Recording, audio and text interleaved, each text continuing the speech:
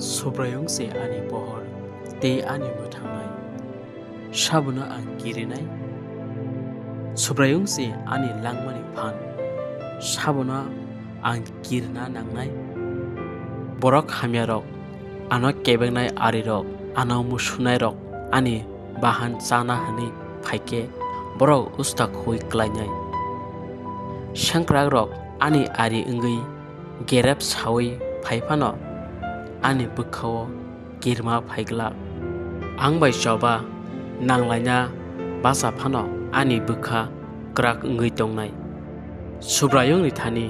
ang mungsa sanka abrono ang nanai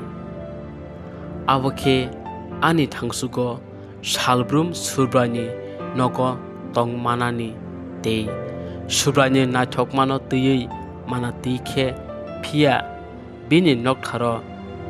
naitogui tongui manani tamne hunba bo ano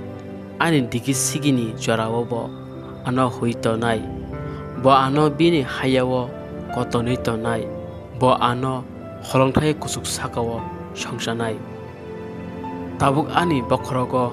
ano kitingsak kebengnai ari rokni slai kusugo tei ang khorang kotorkhe tongthungma bai bini noktharo rathri yafarnai rwsapung khnatokhe Subrayongno lobdi o Subrayong ang sirigui ringmano khnajadi ano kharukjadi tei sanmano khnajadi phaidi ano nasikdi hwnui nung hunke ang nini mukhang nasigui tongnai o Subrayong hwnui ani bukhao saka nung angmai nukjagya ke huijagui ta tongdi nini selengno jolgui ta khibijadi nung se ano chubawi phayo ano yakari ta rujadi ani muthangnaisa kaitor ano ta khibijadi ani aphabai ama ano yakar phano Subrayong nung ano khosawi nanai o Subrayong nini lamano ano phurungdi ano kebengnai ari tongo haike lama srai srai tikhe ano tuijadi ano kebengnai ari rokni musungjak tui ano ta khiklaijadi tamne hunba tatalkhe kogruju sanai rok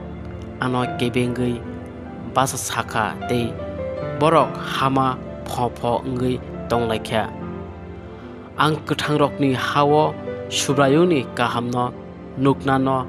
bukha butharjak Subrayongno nasingui tongdi krak ongdi tei